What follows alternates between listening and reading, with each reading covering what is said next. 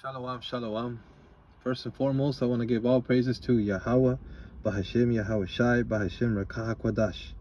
Double honors go to the men of GMS who brought out this word with 144% truth and sincerity. Peace, mercy, and salutations to the 1/3 and scattered elect of Yasharallah. Yasharallah being the Paleo Hebrew name of Israel, which means he is Prince of Power. The name of the Heavenly Father is Yahweh, which means he is, he exists, he is to be. The name of his only begotten Son, the Messiah of Israel, Hamashiach Shariah Sharala, is Yahweh Shai. The name of his only begotten Son is Yahweh Shai, which means he saves, he delivers, he redeems. Deuteronomy 28:68. Buy means purchase. He purchased us with his blood. Us would be Yasharala, the 12 tribes. Eventually all Israel would be saved. His first and second time around. The 12 tribes of Israel. The 12 tribes of Israel consist of the so-called blacks, so-called Hispanics, so-called Native American and Seminole Indians, scattered throughout the four corners of the world, but primarily found here in Mystery Babylon, that was founded in 1776, with its unrighteous decrees pursuant to Isaiah 10:1. Examples of unrighteous decrees on the 12 tribes of Israel: slavery, Jim Crow, redlining, segregation, that perpetual hatred that you find in Genesis 25 from Esau to Jacob, and Esau had a perpetual hatred towards Jacob. You find that in Genesis 25, I believe.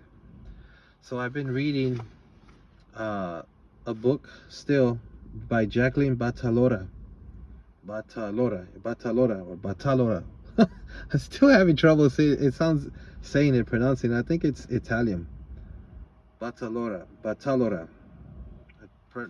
Put accents on the first syllable, second syllable, third syllable. Anyway, by Jacqueline Batalora, The Invention of White People and Its Relevance Today, the Birth of a White Nation. So I'm on page 82. This is for educational purposes. I claim nothing for myself, but I do claim to the truth. Kwam Yasharallah. Kwam means rise. Yasharallah means he's Prince of Power. That's a Paleo Hebrew name of Israel, in case I hadn't mentioned that. So this is on page 82 on this book. It's called The Racial Landscape. And this was in a different time. This was between the 16 and 1800s.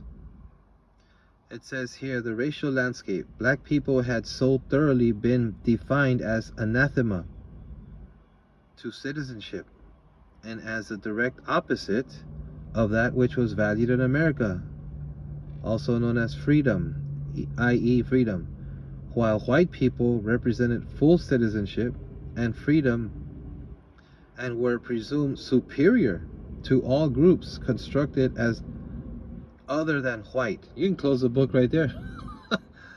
Regardless of an individual's education, skill, or qualities, racial categories were rendered preeminent in the award or denial of resources, opportunities, and social acceptance as a full citizen or real American. Those are terminologies that the so-called white man, which he's Esau Edom, the so-called white man, which people refer to as Caucasians, that would be more correct. That would be more accurate. But biologically, they're Edomites. Their biblical nationality, the Caucasian so-called white person, is an Edomite. That is their biblical nationality, and their forefather, progenitor, is Esau. Esau was the first biological Caucasian born in the scriptures, and all his descendants, according to the house of your father, not the house of your mother. The house of your mother is your father. That's your lineage, the pedigree, your bloodline. It goes according to the house of your father, because the father is the seed and the woman represents the dirt. So whatever seed is planted in any dirt, that fruit is going to come up, or vegetable is going to come up to whatever that seed is. You plant an apple seed, it's going to come up an apple. Whether you go to Russia, whether you go to China, Brazil, any part of the world. So remember I said that dirt is represented by the womb, the female womb. So it don't matter what the female is. What you're gonna have both DNAs, yes. But whatever that father is, that's what that seed is gonna be. So that's what your bloodline is. Women have a hard time accepting that, but that's a biological fact. Came out first spiritual. So all these all these social terms like full citizen or real American, um, freedom, value in America, all that represents, those are like social constructs that the so-called white man did according to your skin color and your race. Black people had so thoroughly been defined as anathema to citizenship and as a direct opposite of that which was valued. And what was direct opposite of being black? That was being valued. You were going to be a so-called white person. That was what was valued. It says black people had so thoroughly been defined as anathema to citizenship and as a direct opposite of that which was valued in America, freedom, while white people represented full citizenship and freedom and were presumed superior to all groups constructed as other than white.